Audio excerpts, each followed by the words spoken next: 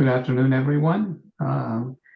Thank you to everyone who has joined this webinar today. We're going to try to give a couple more minutes as people are joining. We're expecting about 65 people who register. I don't know if everybody's going to be here today, but certainly would hope that most people are able to join us today. Of course, this webinar is being recorded. So anyone that is not able to join today or stay for the entire webinar, this will be made available. But thank you once again to all of you who have joined on time. So just to make sure that we stay within sort of, the time that it's been allotted to today's webinar, we'll be starting here in a few minutes.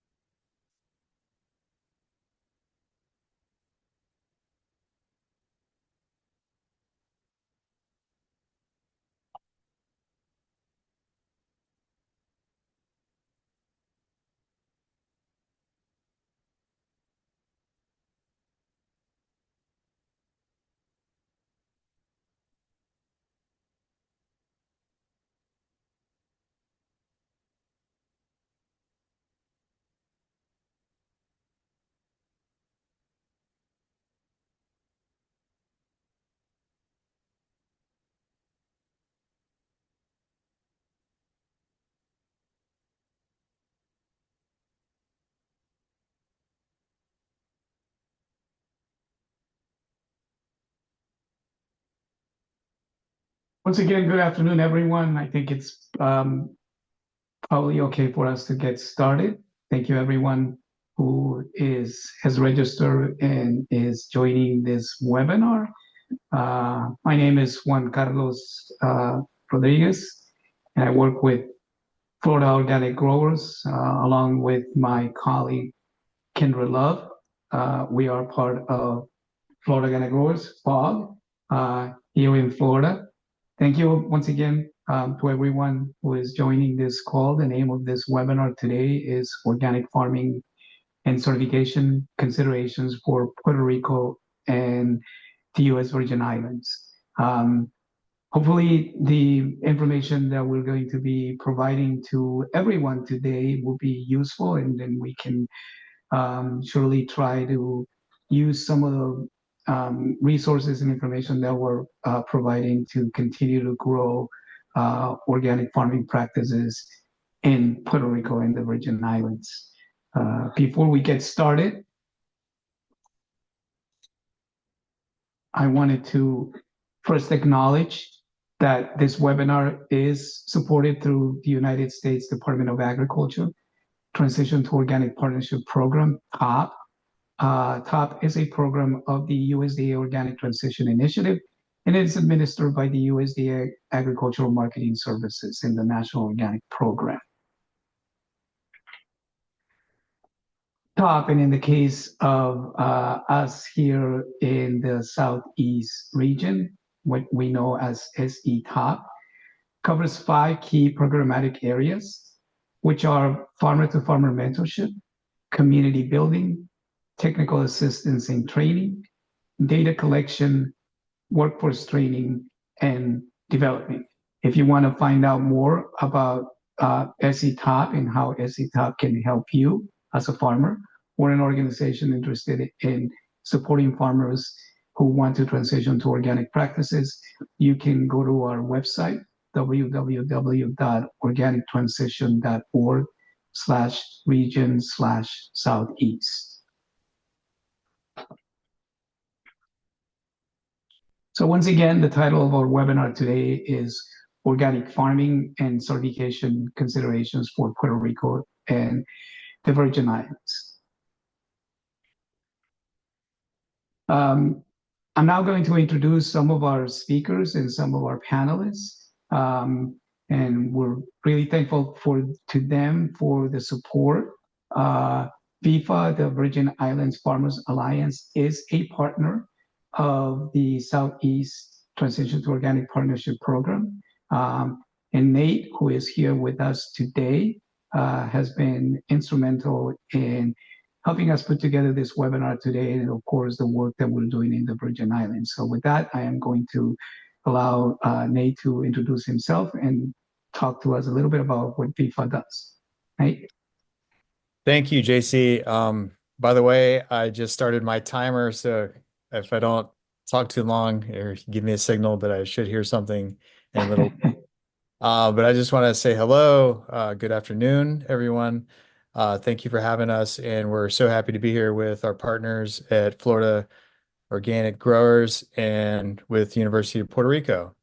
And so the Virgin Island Farmers Alliance, we are an organization supporting farmers in the Virgin Islands, and I am the elected president of the Virgin Island Farmers Alliance.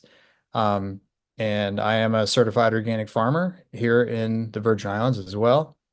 I'm also on the local Farm and Food Council, which is a governmental board that we just began last year, and we're rolling out we're implementing the territory's agricultural plan. And so I'm going to tell you just briefly a few of our initiatives. The Farmers Alliance, by the way, we're on all three islands. We have 92 members, farmers, new farmers or expiring farmers, farm family members, and farm fans. So we have 93 members across the Virgin Islands, and we are working through our membership and just everywhere to try to encourage people to incorporate organic practices and ultimately become certified organic. So when we started off on this, we realized that there's a lot of barriers we've been hearing for years. I mean, currently my farm is the only certified organic entity in the Virgin Islands, Ridge to Reef Farm, that's my farm. And we have had a facility, a dehydration facility that was certified organic recently. We're trying to work with them again to get them back moving, and several farms. But when we started this, we needed to develop a strategy because we realized there's a lot of certain barriers. And so we did a survey. If you see the graph in the pie chart in the middle of the sheet there, that the figure, in our survey, our sample of farmers, we found that 70% were interested in becoming certified organic who responded to the survey. And further questions, we found that there's a lot of barriers, from costs to paperwork, oversight, education, access to inputs, to organic inputs was a big one.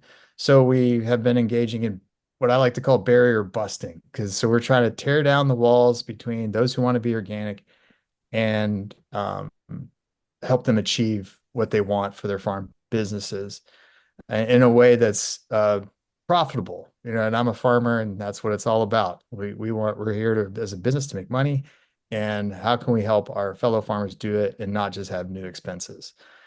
So we have been working with the Virgin Island Food Council, with the University of Virgin Islands, the Department of Agriculture, our other partners within this network, working together. Soil input producer from Puerto Rico, actually, that we just engaged with, thanks to our partners in Puerto Rico, Dr. Julia, who's not here today. So we're trying to get more stuff on the ground to help the farmers out. We've got the local government has supported a local cost share program for going organic, funding wind and buffer zones between farms that are closely located in the middle of the island so that they don't have overspray, and education in the schools about organic farming as well. an organic farming course at the University of Virgin Islands, and a number of other things that we just got the survey and we're just trying to solve all these problems. Our next step, now that we've gotten some of those through and they're being finalized, is launching our workshop series and doing outreach. We've already done a series of meet and greets with farmers across the islands. And our next phase, although we're still coming for St. Thomas, if anybody here is in St. Thomas, we have to have our meet and greet there. Our workshops are about to start, and then the technical assistance part where we're working one-on-one with farmers. And so we have 2 farms that are saying that they're going to transition to organic, and we're still working on the paperwork with them for their transitional forms.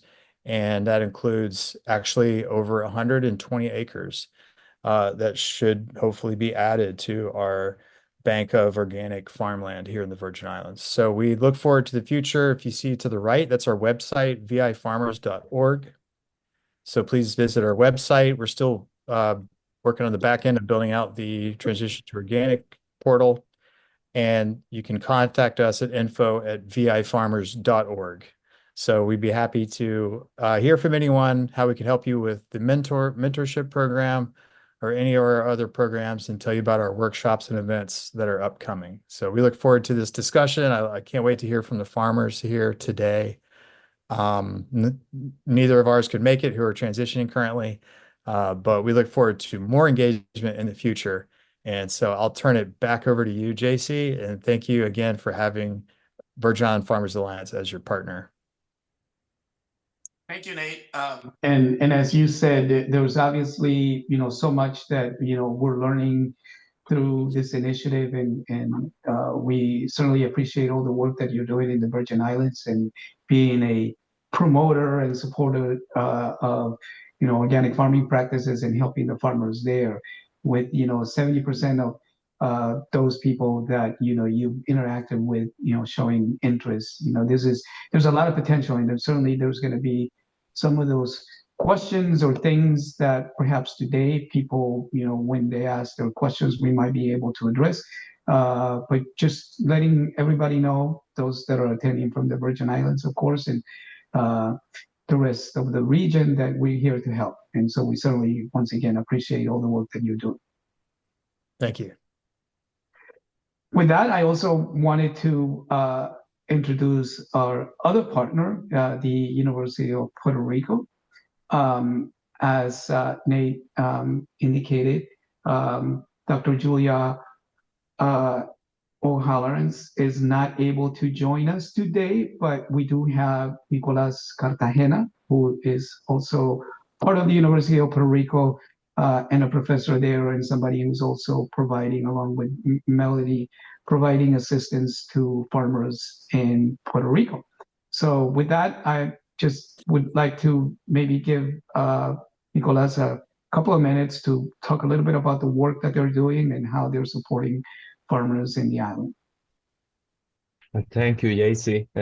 Thank you to everybody to be here. Yeah, I want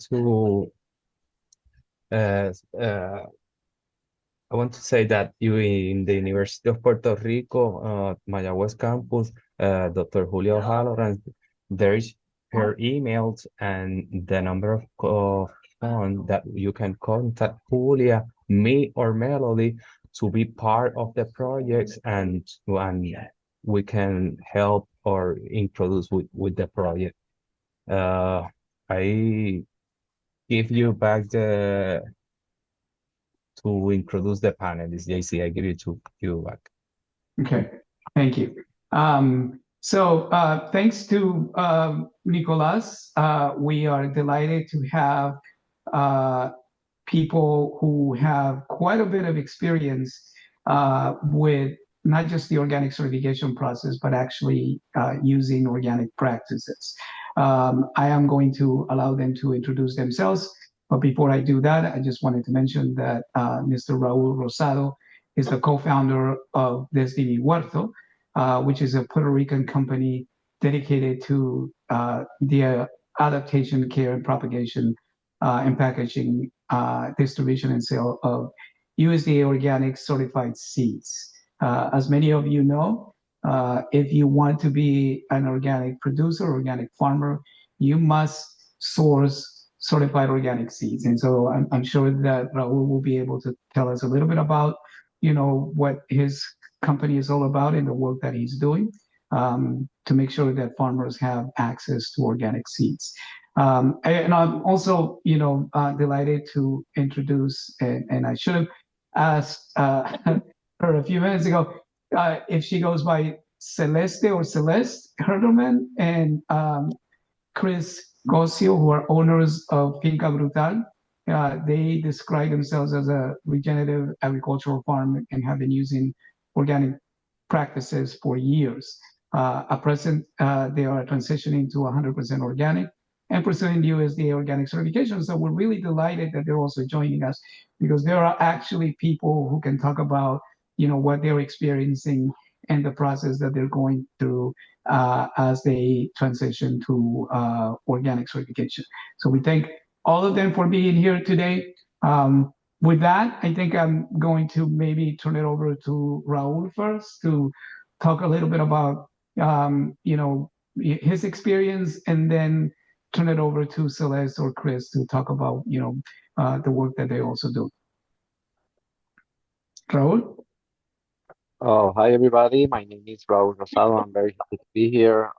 As they mentioned, ¿verdad? We work 10-acre farm in Isabela, Puerto Rico, where we produce mostly seeds. Basically, most of them adapted or native to our land, and some of them, are adapted throughout the years that we've been working. We have now 20 years experience in organic farming, and we've been certified since 2016. So it's been around 8 to 9 years now, and we are very happy to be here to orient or help anybody that wants to understand better what that means, being certified, or the process. And we are also, here to help anybody who needs this availability of good seeds in the tropics, in the Caribbean, because that's basically the weather now that we are adapting our seeds to this tropical humid weather that we have in the island. So I'm happy to be here, and so any questions or anybody, I'll be here. Thank you. Thank you, Raul. Celeste or Chris? Hi, it's Celeste. Chris should be jumping in here in the next few seconds. But hello, everybody. My name is Celeste. I'm from Finca Brutal, and we're located in Mocha, Puerto Rico. And we do some regenerative farming. We do both some hortalizas or vegetables, and then we also raise livestock. Some of the livestock that we raise include beef cattle. We have sheep. We have egg layers, and we have the roaster chickens. We also have invernadero, where we grow various vegetables, usually like mustards and collards and tomatoes. And we started in Puerto Rico in 2018. That's when we first got started. So we actually haven't been using any chemicals since we started. So for us, it's been more of a transition on getting our paperwork and getting some processes down to better, follow a good procedure for the organic farming. Hoping that Chris jumps in here real quick, because he's really good about explaining a little bit more about what we do. But I'll let him take over here. Go ahead, Chris. I just joined, so I'm not sure what you're talking about yet. I was introducing the farm.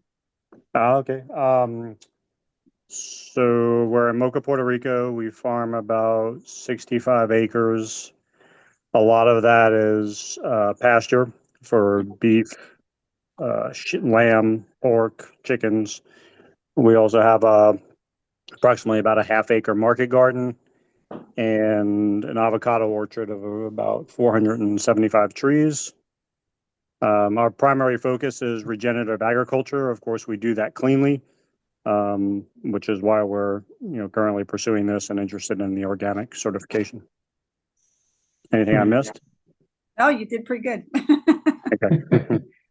Thank you, Chris, Celeste, and Raul. So with that, what we would like to do now is to open it up to the audience and everybody who is joining us today. You can, certainly provide or ask any questions in our chat. We did have and got some questions prior to today's webinars that we wanted to maybe start off with. And one of those questions, and this is for everybody, the panelists today, to maybe talk a little bit about, addressing those questions. And the first question is, what are your reasons for transitioning, or what were your reasons in the case of Nate, who's been doing this for a while? And have you seen any impacts as it relates to maybe economic, environmental, or health? Anyone can answer, Raul or Celeste or Chris, and even Nate in this particular case might talk a little bit about, what were the reasons why, you transitioned to organic. I can jump in real quick again if you want. Yeah, please. I mean, our initial transition was honestly for the health of our family.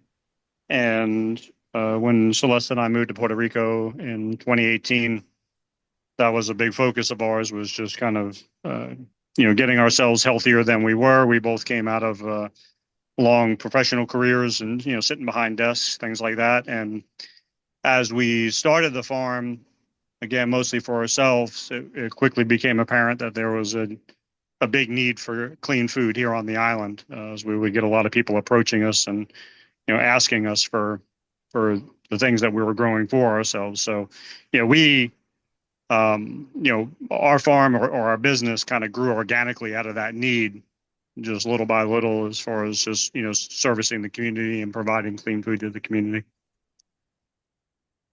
Okay.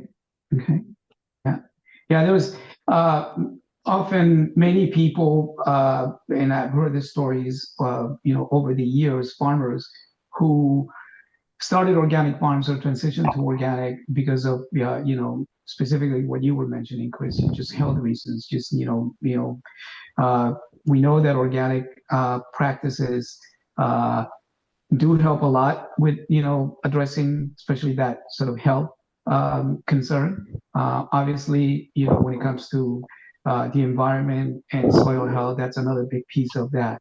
Wondering, Raul, what you have to say about, the reasons why you decided to transition. So ever since we started doing it organically. That's the way that I learned to do farming. So I always been doing it organically. I transitioned from another job. I used to be a cook. I used to be a chef, and then realized, and met somebody that was doing a small scale organic farming, and then I did the shift to being a farmer too. And that was something that I really enjoy, and that's also what we do here. Is basically make it joyful for the people, or make the experience. So we motivate people to plant and to garden, to go and to do it organically, because it's basically the only way to go. Like for me, there's no other option. So we did certificate in 2016. As we grew, as we started into the seed business and started going.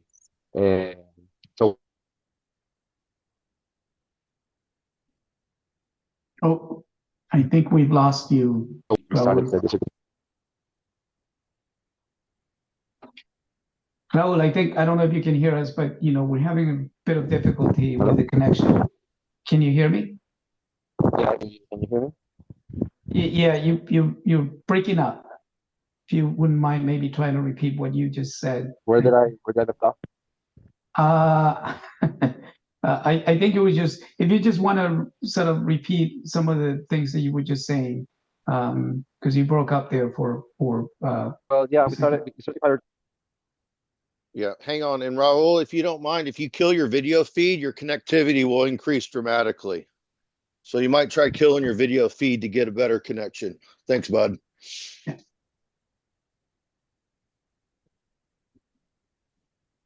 Raul, are you still there? Can you hear me? Yeah, we can hear you. Can you hear me? Yes. Okay. Yeah, so Okay. So I think we're still having difficulties. distributing the Raul, I think we're going to come back to you. It seems like maybe, I don't know if you're still walking, and it's okay. We know these things happen, and obviously, we appreciate everybody. The panel is joining. You're busy people, and farming is sort of your priority. Nate, did you want to maybe I'm going to turn it over to you just really quick. If you maybe just Sure. want to take a minute or two to talk Sure. about, because you are a farmer, and also maybe you can share your experience about why you transitioned. I'd love to. And I really appreciate Raul's work that we can get local organic seeds over here. We have some of the ají picantes in the seed house right now. They're looking great from his company. And so here in the Virgin Islands, and by the way, I'd just like to welcome Dr. Stuart Weiss, who I've worked with for years, and at the Virgin Islands Sustainable Farm Institute and Creaky Dam Farm, which later became Ridge to Reef Farm. And so I know that he was involved in getting us organic certified while I just worked there in my earlier years. And so I would I want to say a little bit, and then I would kind of challenge Stuart to tell us about in that time and just hear a little bit about it.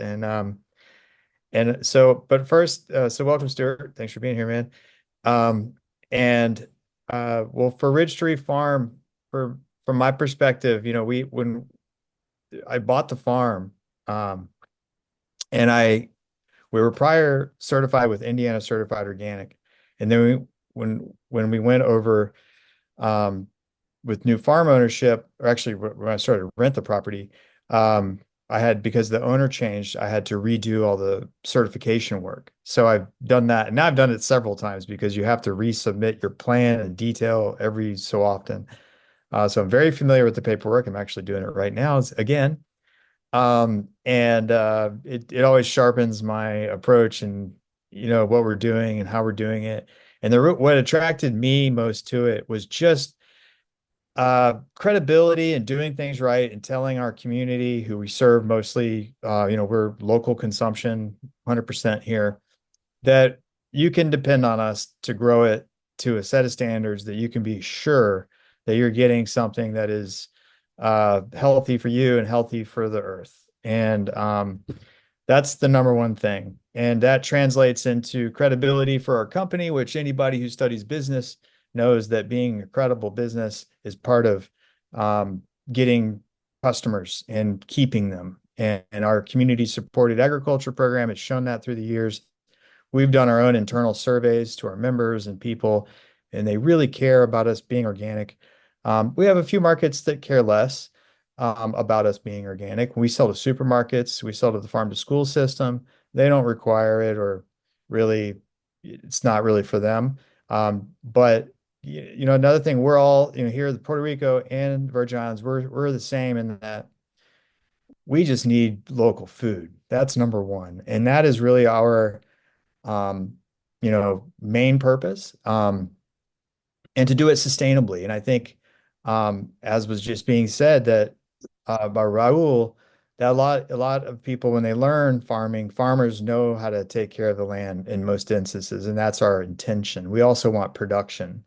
And we want to, do things with an efficiency to stay in business and to hopefully make a profit.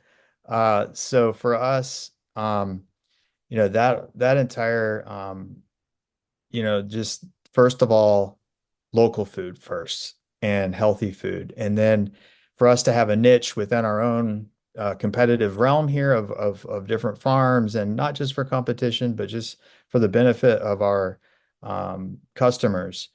And some supermarkets do label our things as organic when they put them on the shelves. So not all of them do. But so that's really our number one thing, credibility. Also with our research programs, we like that there's a known, growing regimen and that we're documented and we're eligible for certain grants and programs. And that's where I'd like to ask Dr. Weiss, who's here with us, who's run organic research programs on the Ridge to Refarm property before. And so, Stuart, maybe you have some perspective of the answers for that. Why did we go organic originally? Yeah, so thank you, Nate, and thanks everybody. Juan Carlos, good to see you again. It's been a while, and I Yes. see some familiar names there. And so, I was and still am working in both the U.S. Virgin Islands and Puerto Rico to a lesser extent over the past 4 or 5 years, but with the demise, without getting into it, of USAID currently, I'm looking to reintegrate in with the U.S. Virgin Islands and with Puerto Rico from a regenerative ag. So I am a regenerative agricultural specialist, and I've done about 25 years of on-farm organic and regenerative ag research, pretty much across all the spectrums, from grazing systems, livestock systems, integrated crop livestock systems to protected agriculture for horticultural production as well. And again, across most all tropical crops. And so I was in the University of the Virgin Islands Agricultural Experiment Station for approximately 18 years, and worked with FOG all the way back as, I guess, early starting in 2006 originally. So my background is broad in the sense of covering many different eco zones within both Puerto Rico and the Virgin Islands. And so the reason we got into it, or what my main focus was, to try and find solutions that fit the tropical regime. The organic certification and organic standards through the National Organic Standards Board and USDA is a hodgepodge, of course, of all the different practices predominantly designed, of course, for the continental United States, predominantly for temperate zone agriculture. And so that, of course, as we know from a tropical perspective, has some limitations. And so my main focus and interest with helping particularly small farms, and small farms for accessing and integrating into local markets first, was to develop practical strategies for meeting those barriers, like what Nate described early on, that are both prohibitive or limiting in general to all small farmers. And so by going the regenerative route and by going the organic route, that allowed us to achieve successes where conventional systems have failed. Now, of course, that's all stacked on top of, less, lower cost for inputs and the chemical free aspects and environmental protection and water quality and soil health. Those are all granted, but we still needed strategies that were applied to small farmers under a very broad range of crops, broad range of environmental conditions, broad range of like rainfall patterns. Like, for example, as you know, in Puerto Rico, I mean, you have 100 plus inches a year, and you've got areas that receive 10, 12, 15 inches per year. The same applies to St. Croix. So very diverse environmental zones. And so working with different types of strategies for, in particular, pest mitigation, climate mitigation, systems that are resilient to extreme weather, extreme climate change, components, whether it be drought or rainfall, or insect pests or pathogenic pests, weed pressure. Those were my main reasons for getting involved, so that we could build soil health and have alternative strategies for the farmer to be successful. So that's the reason why we did. And that's why on-farm and participatory research with our farmer base is so incredibly important. Yeah.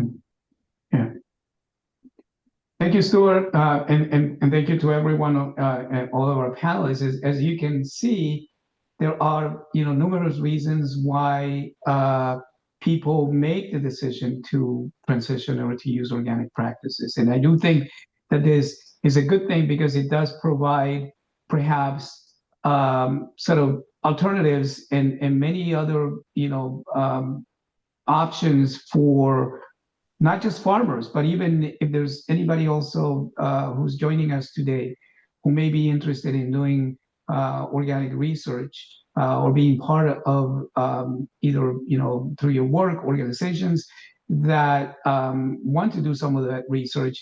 Often, a lot of the grants, especially the grants that are part of the USDA, will require the land to be either in that transition or to be certified organic. And in fact, that's how I got to know Stuart some years ago. It was through some of those grants and some of those projects that involve land being certified and managed organically. So there's a lot of good things. Everybody has sort of also mentioned obviously the health, human health, which is very, very important, but also soil health, environment, and the credibility.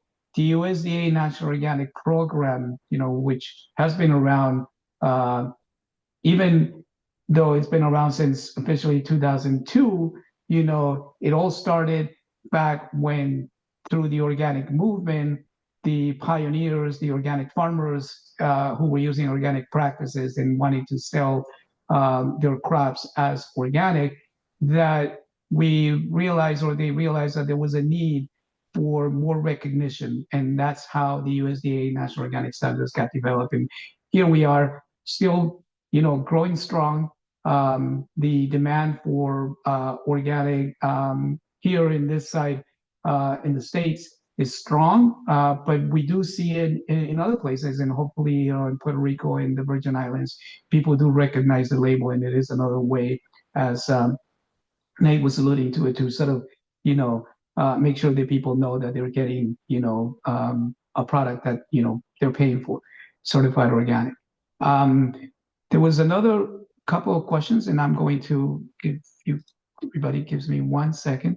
Another of the questions that we received is, what is your advice to other farmers who are interested in transitioning to motivate them to actually, take that step, do the transition? I don't know if Raul is back with us, and if he's able to maybe try to answer that question. What would be your advice to other farmers who are interested in transition? Raul? Can you listen to me now? Yes. Perfect. So if you are already doing and maintaining the organic practices, I would say that would be the first thing. Make sure that you are already running a farm that is using and doing most organic practices. That would be the first thing.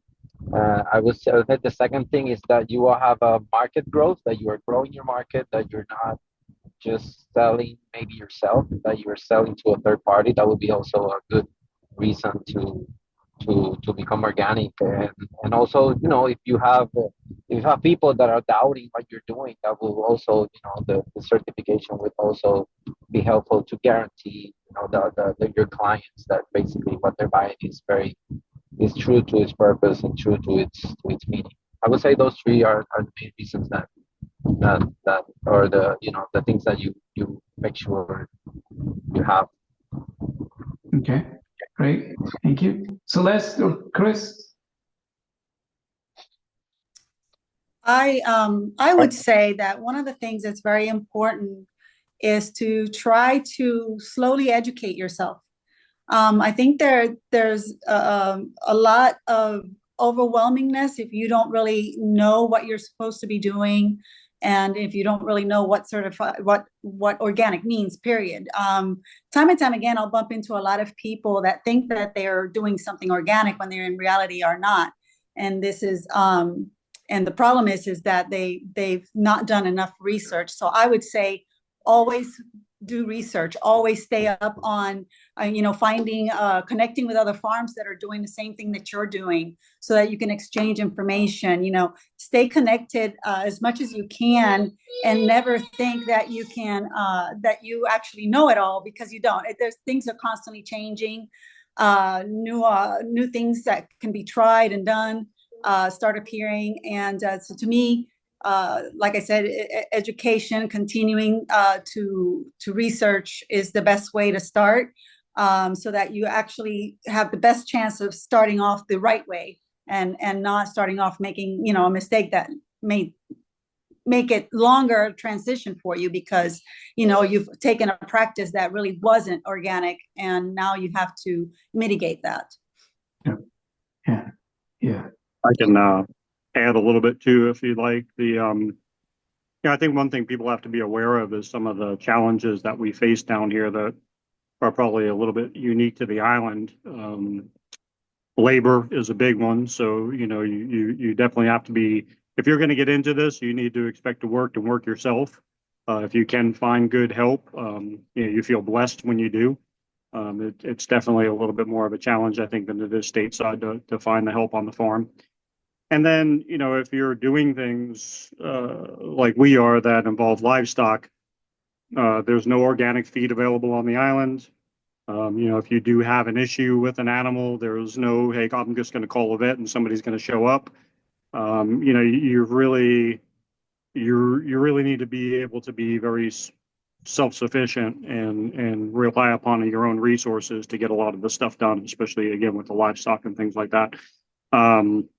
You know, one of the challenges that we're going to be facing as we continue down this road is also the slaughter side of the livestock production. You know, there are no organic certified slaughterhouses here. We're finding it very difficult to, you know, connect with the right people and find, you know, the right resources to kind of guide us through that process, to be able to do the things that we want to do, you know, organically from start to finish. So, and again, it's just a lot of unique challenges here with farming in general, and especially being organic. Yeah. And then one thing that I might add on to that, to in particular what Celeste was just mentioning, is for many small farmers, or any operator for that matter, you know, the 3-year transitioning period is relative to the applied practices that have been currently or in the recent past applied. Okay, so what I mean by that is the 3-year transition period is offering a huge barrier to a lot of producers that have been practicing conventionally, because they have that 3-year period where they have to be organic practice, but they're not the certified. However, remember that your entire property, your entire farm doesn't have to all be certified at one time. Okay. And then for many farmers, especially in the Virgin Islands, that have been practicing organic practices due to the location, and of course, Puerto Rico as well, and this applies to any farmer anywhere. If you haven't been applying any prohibited substances and you can document your management over the past 3 years under the requirements of the standards for certification, then there is no transition period. So if your land has been managed regeneratively and you haven't done any application of prohibited practices, then you can go directly into organic. And that's exactly what we did with Ridge to Reef Farm. Is the land had been fallow for you know the past extended past period of time. And so that was immediately eligible for transition. If you take over an orchard that hasn't been intensely managed and it's been let go, and you're revitalizing that orchard, and there's been no prohibited substances, you know, for the past 3 years, it can immediately be certified as organic. And that is a huge thing to keep into consideration, along with, you don't have to certify all of your farm. You can do it on a plot by plot, on a field by field basis, as long as you're adhering to those standard practices. So that gives a lot more freedom and availability of possibilities for gradual transition, and not doing the entire farm at once or skipping the transition period entirely. So everybody, and just I'd like to maybe summarize or talk a little bit about what everyone has said, which I think it's very useful to everyone who's joining us to sort of keep in mind. One of the things that all of you have probably say is the ideas and the myths, I call it sometimes, or things that people think they know about organic, which in fact may not always be necessarily accurate. is important, and TOPP, University of Puerto Rico, and VIFA, and including, which is the great thing about doing these webinars now that you start to meet some of the people around your area who you can ask questions is important. Just to give an example about things that sometimes are said about organic that often can be, misunderstood or not really accurate.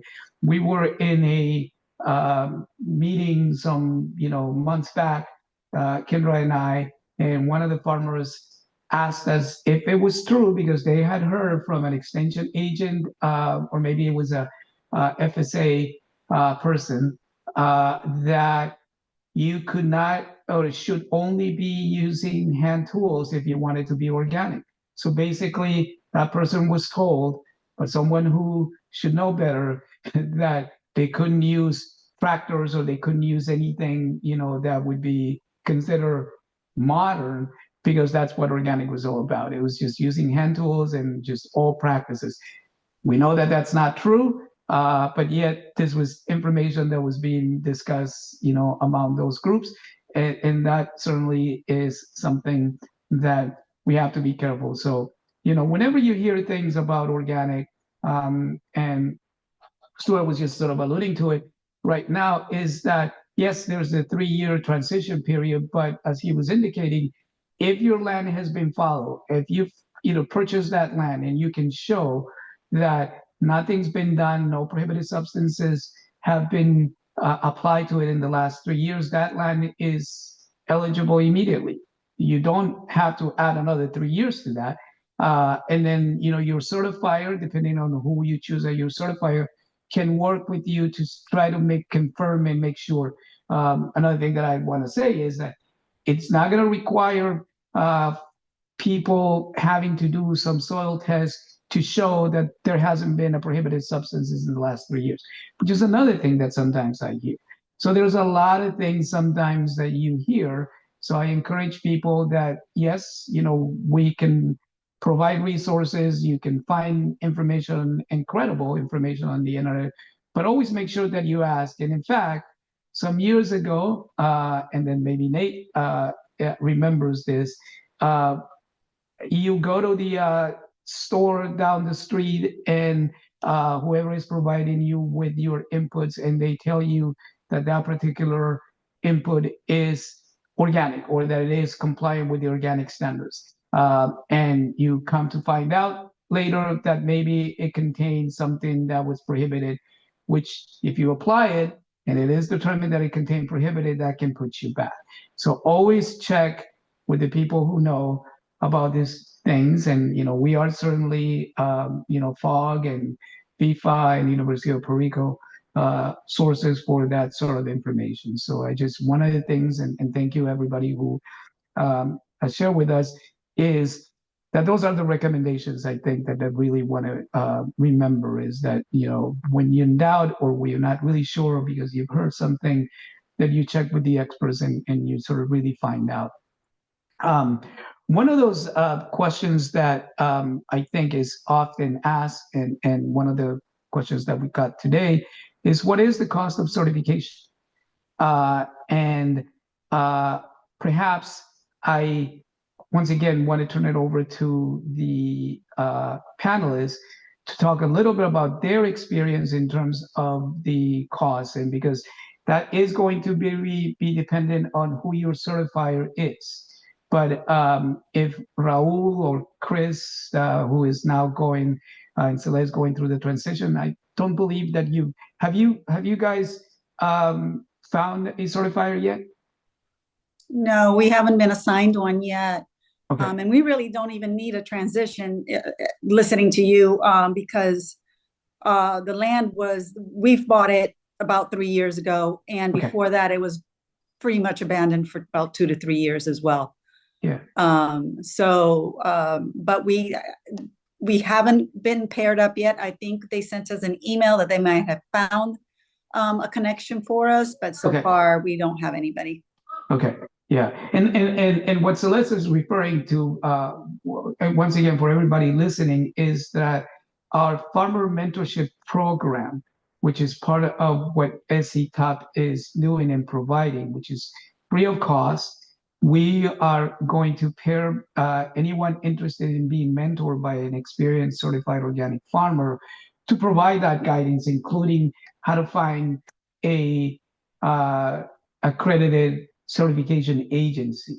Once again, for all of you listening and who maybe are new to this, you can also go to the USDA Organic Integrity Database. Once again, you can Google this as the USDA Organic Integrity Database to search for accredited certifiers, and you can find the information, emails, and phone numbers for these certification agencies. And what I would say, and I'll open it up to Raul now, is that you can shop around and you can call the certifiers and find out what that cost is going to be. Raul, did you have anything to say about the certification costs? Yes. Yes, can you listen to me? Yes? We can hear you. Yeah, okay. So I've been certified for 8 to 9 years. I've changed once my certifier. It's not a great experience to change certifier, but yeah, I did change because I started with like the closest one to Puerto Rico, which is a certifier in Florida, and you know they started some way and then they changed the way they were going to bill us. So we look for something more.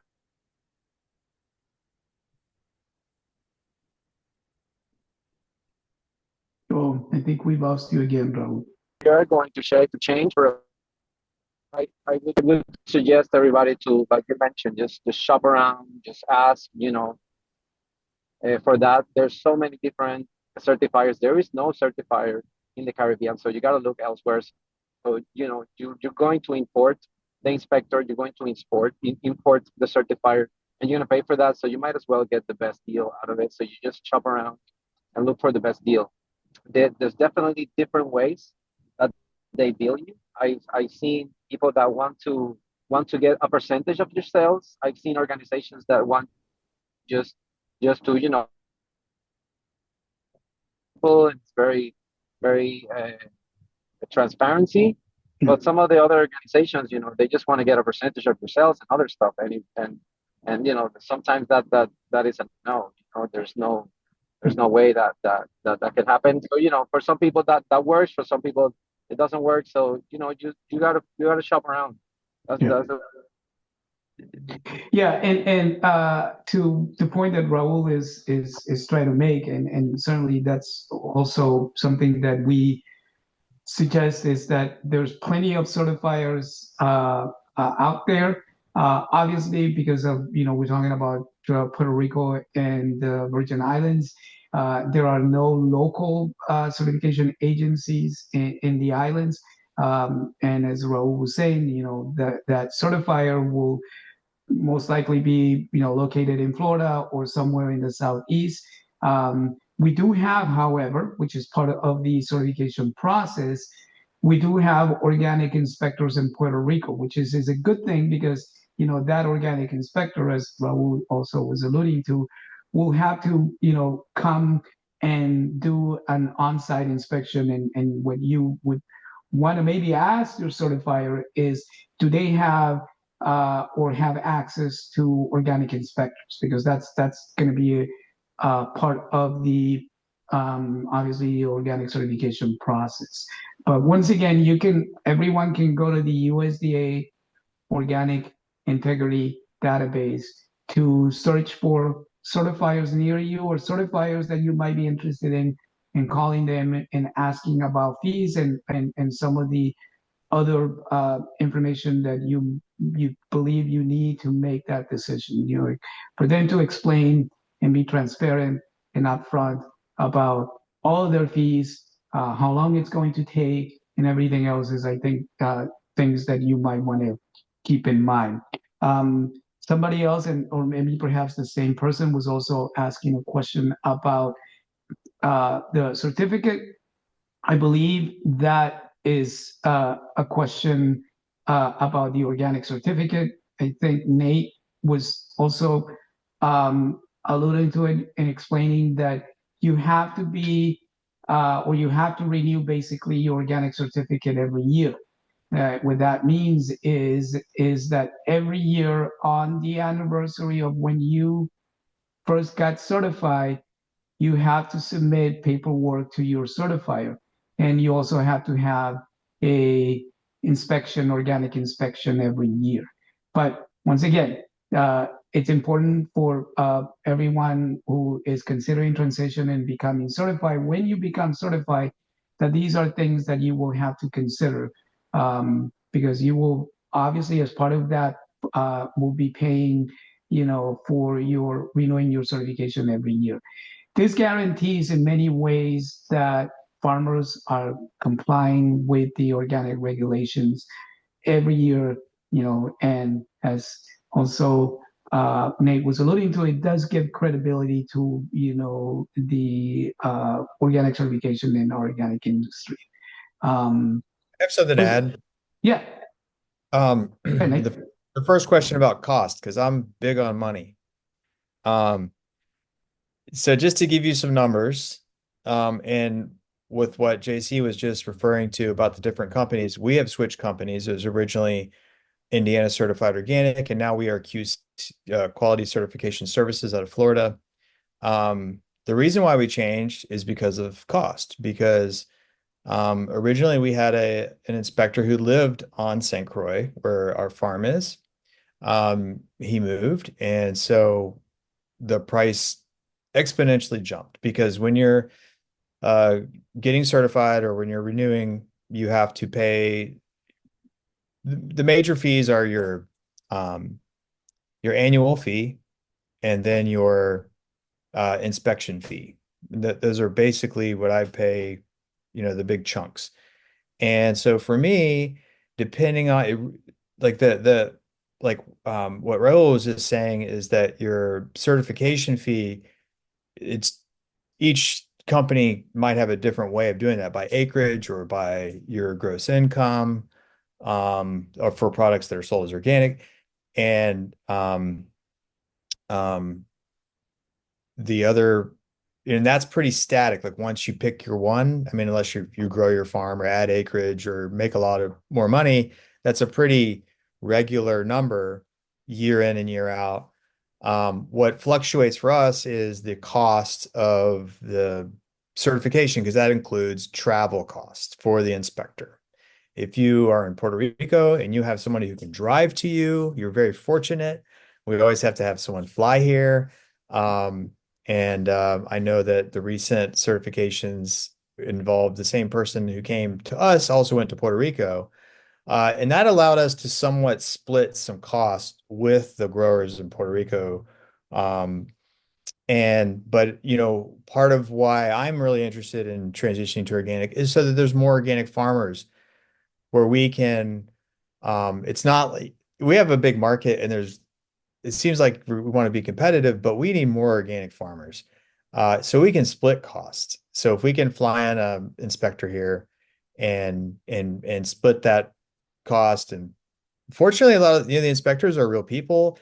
They're some of them are very willing to stay in a guest house or let you drive them around instead of renting a car. We're fortunate to ask for that every year, and we get usually somebody who's willing to work with us on cost.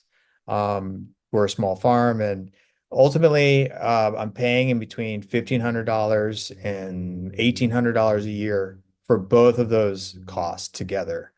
And up until maybe here this year, we've been getting a federal cost share of up to it ranges from $500 a year to $750 a year. It's like I think it has to be half of or up to 750 of cost is what it is. You give in your receipt and you get that money back. I heard that they have taken that out of the farm bill, so there won't be that cost share. Correct me if I'm wrong, so that is sort of a blow to us. Yeah. But it is something that those are the total costs. I heard some you're talking about myths. I heard a farm here that says, well, we're not organic, but we grow organically. And I talked with them and they thought that fee to join was $25,000. And I was, wow, no, I don't think so. I'm not rich, and we're doing it here, so that means it's not that expensive for sure. Um, and I just want to mention one thing that the Virgin Island Farmers Alliance, what we have done here recently, we're very excited about it. We have established a local cost share match.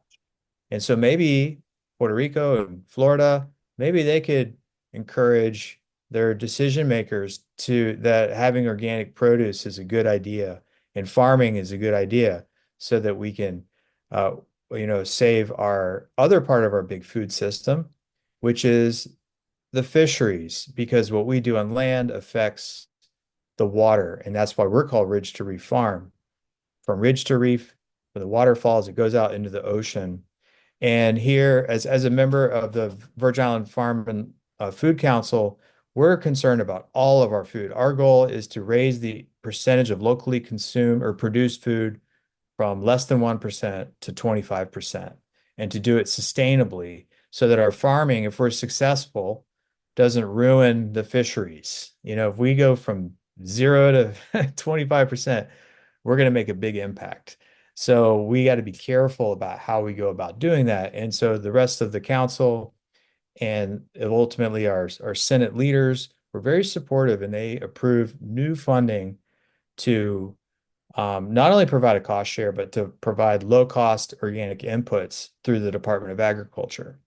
And these have been approved. They're not actually active right now. We're still working on that part.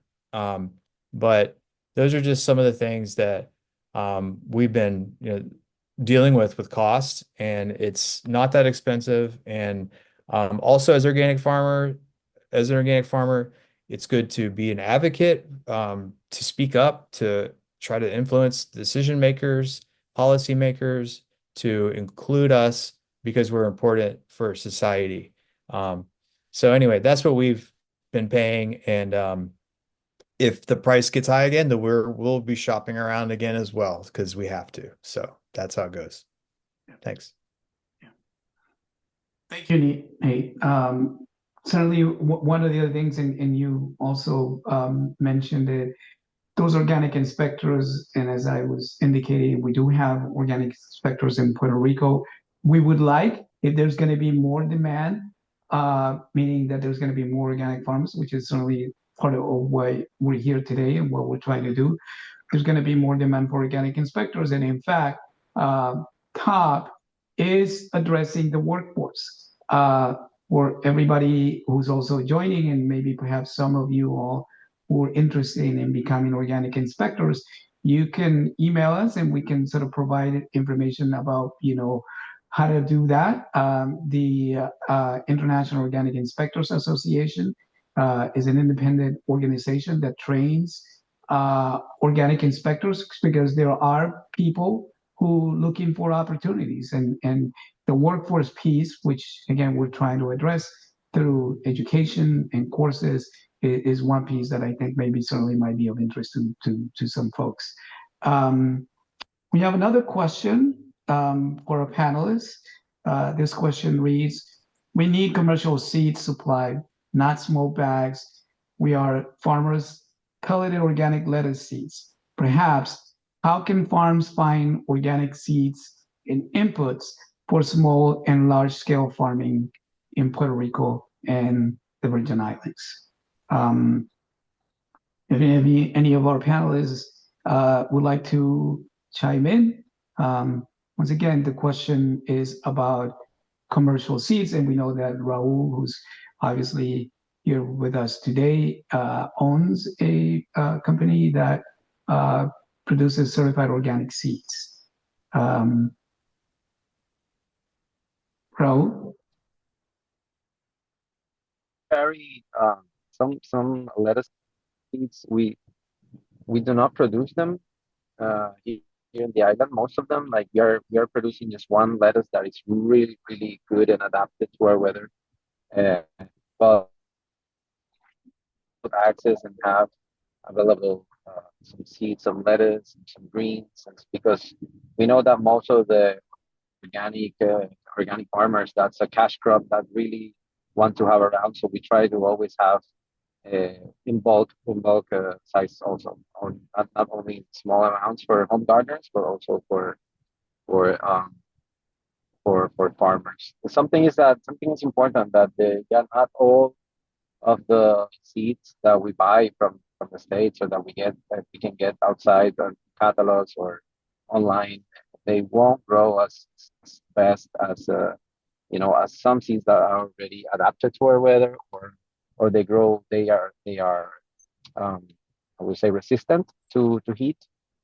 So that's part of the work that we do in our farm, is try and check and try and check and try and check and choose the best kinds, or the more heat tolerant, so we can have them available so people know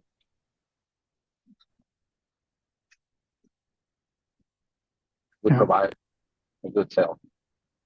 Okay. I know that Nate has some experience when it comes to not just seeds, but inputs. Did you want to add anything, Nate, related to that? Yeah, absolutely. I think one thing is that I've learned a lot about, and I just want to say that being a certified organic farmer has taught me a whole lot about certified organic farming. I've learned a lot that I thought I knew already. I took organic farming as a college course and have studied it and thought I knew everything. And I really learned a lot of things that I didn't really think about, from the color of cardboard that might be used in sheet mulching to buying seeds or planting stock and the rules and how that works to compost inputs. And I thought everything had to be OMRI certified for me to use it. That's not true. There are conditions and there are ways that the certification company, in our case, can interact with producer of something that it's not OMRI, that they can document that it is a compliant input for compost or soil mix, or those sort of things. As a matter of fact, there's a company here or in Puerto Rico that makes a soil mix, who we're trying to get to use here, and we're working with their ownership and getting some of that paperwork done with QCS. And once that is done and we're knowing what goes into it, I can tell you that it's going to be certified, or it's going to be allowed. And when it is, it'll be something that will be an affordable input for Puerto Rico and here in the Virgin Islands where it's sold. Also, we're looking at a project in making our own compost here in the Virgin Islands.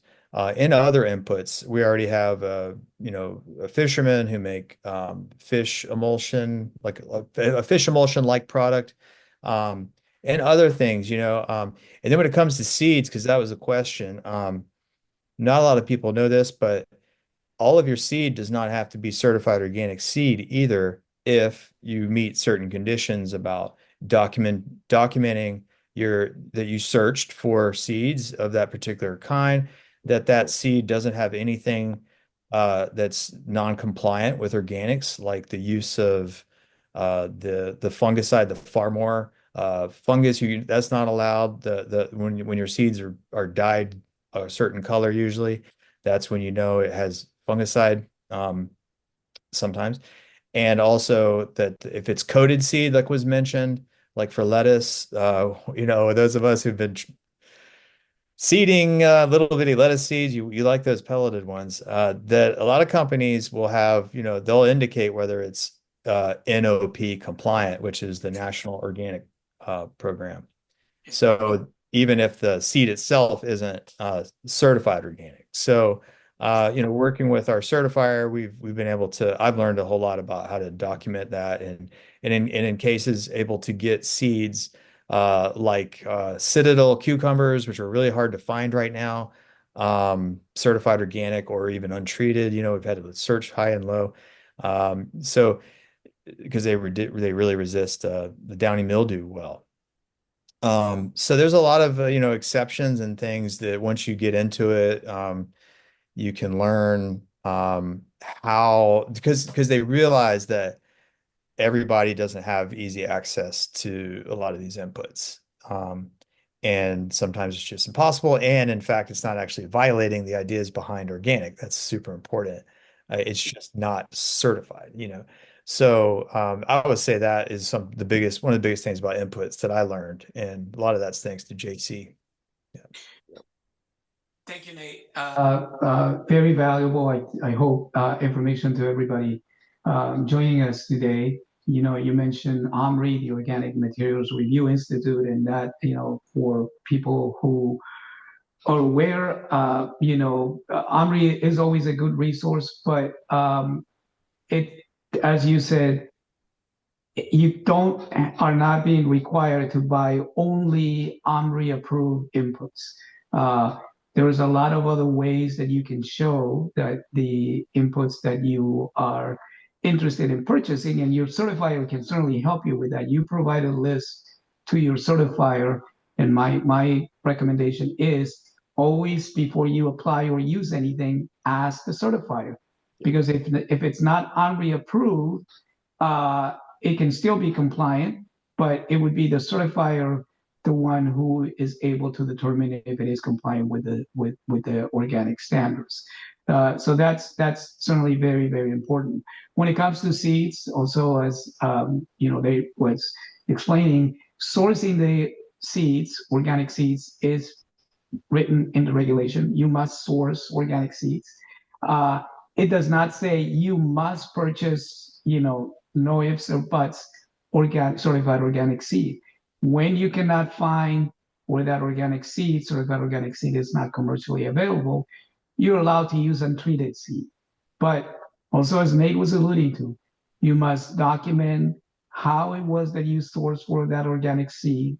And that may mean that you sent an email, you contacted the organic or the company, seed company, that you were looking for particular types of seeds. You know, we're talking about lettuce. Maybe Raul doesn't have lettuce, or doesn't currently have lettuce, then that is one source that he was trying to actually, you know, the farmer was trying to contact. And so you would be allowed to use untreated seed in those cases where that is, you know, what would be needed.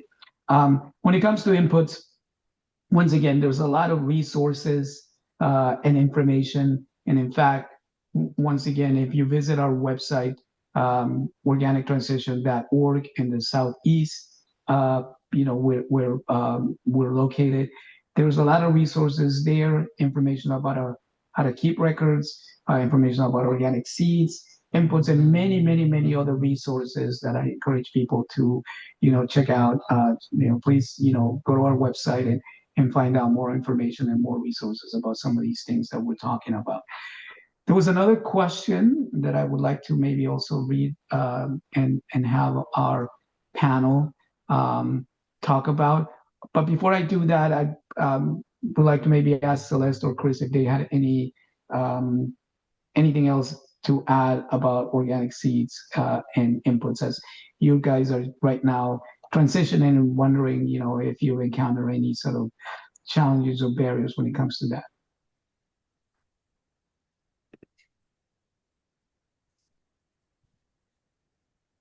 I'll jump in again. Sorry, I was having a little bit of a hard time hearing you because it's been started to rain over here. As far as like the inputs are concerned, I know, you know, I know we can kind of step outside of some of the things like the OMRI, you know, things that are OMRI listed and stuff like that. I guess, you know, a little bit of my personal concern with that is it seems like it allows people to kind of push the limits on organic, and really the reason why we're doing this is to provide clean food to people, right? So, you know, if you do make an exception, yeah, you may be able to document it to your certifier and things like that, but, you know, to me, from a credibility perspective, the first people you should be documenting that to is the consumer of your food, so they know. You know, we have a lot of people that purchase from us because, you know, they're recovering from cancer, or, you know, they have a lot of very specific issues, health issues. And, you know, I think our integrity is more important than than trying to kind of slide something through. Yeah. So I know Celeste and I especially have concern with a lot of the compost inputs and things like that. There's a lot of compost that we see that's sold here on the island that is kind of passed off as organic, and when you ask where it's coming from, there's no documentation. Yeah. We don't know if it's from sewage treatment processing. We don't know if it's from burning pallets, or it's very difficult to tell. So to us, it's always a big red flag.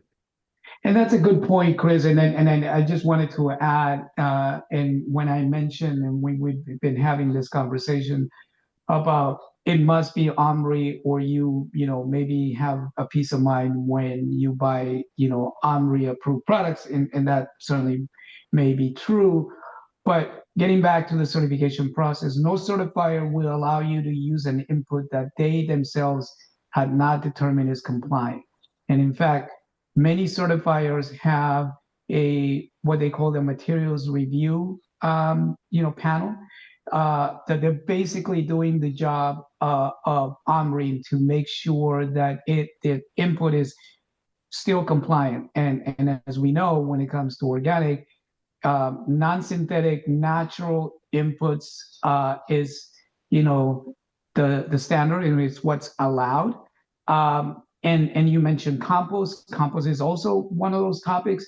No certifier will allow a farmer who says that they're going to buy from the guy down the street before they have verified that compost is compliant with the National Organic Standards. But once again, there's a lot of resources that we can provide and answers to those questions to make sure that people and the farmers understand, especially as it relates to input. So I want to thank everybody for sort of sharing your thoughts on this particular topic. There's a question about any recommendations, and anyone on the panel who's got experience with growing coffee. Are there any recommendations for growing organic coffee?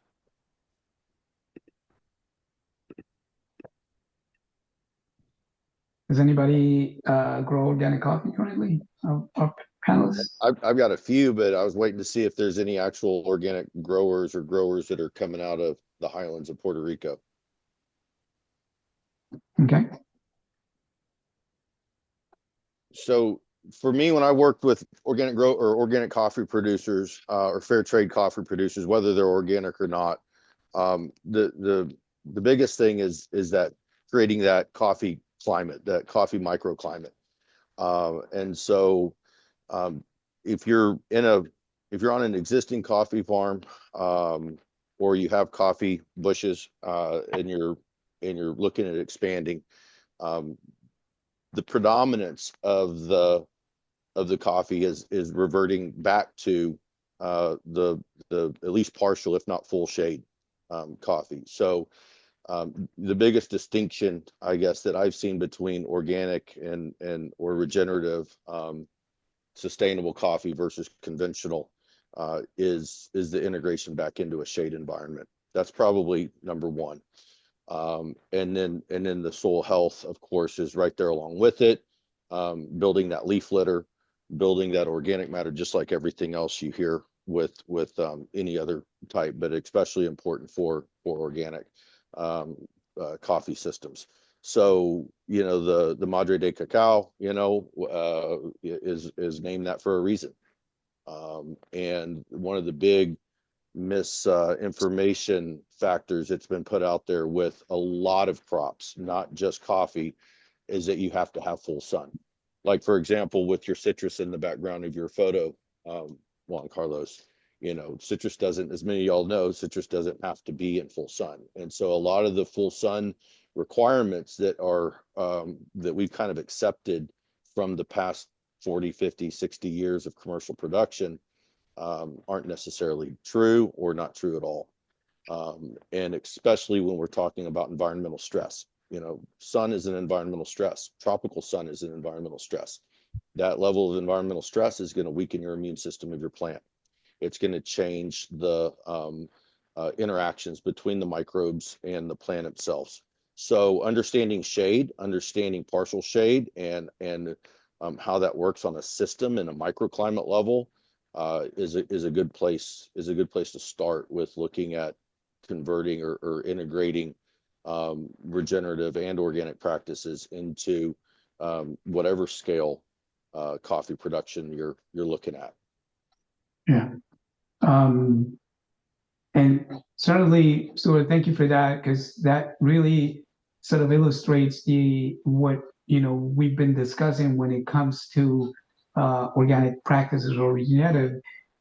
We are talking about a system. It is not going to be input replacement. It is not going to be about using, or replacing what is now allowed. And avoid prohibited substances, especially when it comes to, and part of the question also had to do with coffee leaf rust, which we know is a very important disease in coffee, and also weed management. But all of these things and all of the practices and what we've been describing and talking about, and some of the resources that we're recommending for everyone to check out on our page, provide you with tools, information, recommendations about how to think about it from a more of a holistic approach and a systems approach to growing crops. Because once again, if you're just trying to find, solutions by using this or using that, or avoiding this or avoiding that, certainly I don't think it's going to be, good in the long run. And so that's one of the other things that we want to stress when we're talking about organic farming practices. So we only have a few more minutes left. And we, once again, want to thank everybody who has joined us today, especially our panelists. And so with that, I maybe wanted to give, an opportunity to our panelists, Raul and Celeste and Chris, to maybe say a few final words or give some recommendations to, our audience. Raul? Maybe we'll start with you again, if you're still with us. I think that I've been having a lot of problems.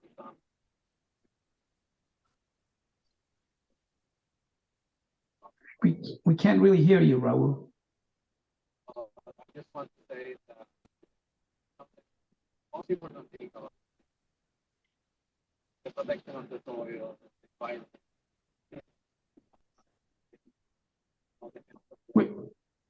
I think we've lost Raul. We can't really hear him. Thank you, Raul. Really appreciate you taking the time to be with us today. If you want to just maybe, write anything in the chat. We certainly understand sometimes the problems that we have with connection. Celeste or Chris, was there anything else that you would like to add to the discussion? I can add that my advice would be to start small and start with what grows in your area. That is the best way. I spent years trying to grow things that were absolutely not going to grow in my climate, and then had to realize that I needed to give that dream up and focus on the products that would really do well in my area. Raul is right on. Is one of the great things about find local seed. The local seed is always going to do so much better, and you're going to feel so much better about yourself seeing that you're going to have a thriving garden. And what happens is you can try little plots of things that you might not sure that will grow. And what happens, and it happened to me, is that we grow the gandules and the sweet potato, but I started growing mustard. And, I started here and there, and it was a struggle. Now I can mow my mustard. It just grows by itself. I don't even have to seed it anymore. With time, it starts, you plant a little area, and that area may not do well that first year. On the second year, it'll come back a little bit stronger. And then you'll have the problem that I have now, that I have mustard in places that I don't want mustard, because it does so well, because it acclimatized itself to the land. So that my advice is start small, grow what grows in your area, and then go from there and maybe select a couple of plots where you plant some things that might not do as well, and then slowly work on those so that eventually they're going to start getting used to the climate that you're in and do better. Yeah. Want to give an opportunity to our hosts as well, Nate and Nicolas, to maybe say a few final words. Nate, you can go Yeah. first. I just want to say thank you for everybody, for having us here, having the Farmers Alliance represented from the Virgin Islands. And I really agree what was just said. Finding something that's suitable in the right area, that is great advice right there. There's a lot of things that you almost can't get rid of, that if you find a good market for it and find a good niche. And I think niche is a key word for organics, because there is I don't know if you can hear me. My screen's freezing. Can you still hear me? Yeah. Okay. Yeah, I can hear you. But finding that niche, the niche of what you can grow on the production side, and the niche of your market, because there's people who demand organic food in Puerto Rico and in the Virgin Islands and around the world. The U.S. market is huge. So that's important, and find something that consumers want to buy because it's organic. There's certain things that grow in the tropics that don't grow in the States. And there's you could have something like breadfruit, doesn't grow in a lot of places, but there's market for organic breadfruit. There's people wanting to use that as a new food, and their customers demand organic, or for a lot of herbs and things, regenerative organic is something that several companies that I know of who've contacted me, they have made pledges to only buy regenerative organic, and some of the things could grow very easily here, to reach those markets. So I think that, just remember it's a business, and you got to be smart about it, and you got to be focused on making money. I mean, not your whole goal, but just, I know most organic people are passionate about growing and the connection with the earth and plants, but also if you want to stay in business and stay sustainable, don't ignore that business side. It's all important for your long-term success. And finally, I just want to close with, we're in uncertain times in the USDA and in our federal government, and a lot of changes that are happening. And so I think that my advice is right now is to work on your local community level, work on your local, your population and business to business relationships. I personally would not be depending on too much federal government financial support or things right now. And it's time to really work on the business end and the private sector as much as you can. Just my advice. It's what we're doing. And to excel in that area. And we'll see where it all takes us. Thank you, Nate. Any final words, Nicolas? Yeah, thank you, JC. I want to say thank you to Celeste, Chris, and Raul to be the panelists from Puerto Rico, and everybody, and is somebody of Puerto Rico that be here that want to be to get more information and transitionate to organic, can contact Julia, me, or Melody, and we can provide the information and help them. Thank you, everybody. Thank you again to everyone who joined us today. We really, really appreciate your time. This recording will be available on our website. You can also find more information about some of the work that we're doing as it relates to organic. FOG has a YouTube page as well, but please don't hesitate to contact us or any of our panelists if you have any questions or require any assistance. Thank you so much to everyone for joining us today. Juan Carlos, Gabriel Vergara, did you have a question?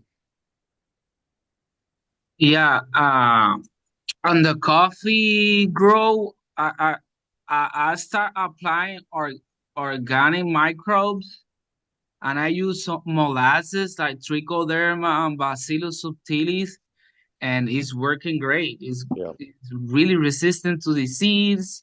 Okay.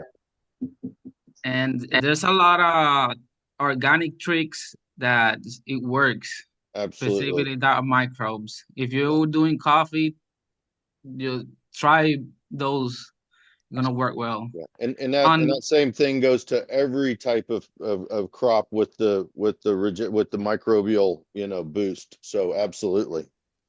I got hydroponics, and the problem of that, what we got is the seeds where we buying are from United States, and we don't know if they are doing well storage. So we are got some 8 months doing some great crops, and we have two bad months. So there is a problem on the seeds that why we need to promote more local seeds. If we got more local seeds, we prevent diseases from other states, can be cross-contamination. Yeah. And certainly a topic of conversation for the next webinar. I appreciate, thank you, Gabriel.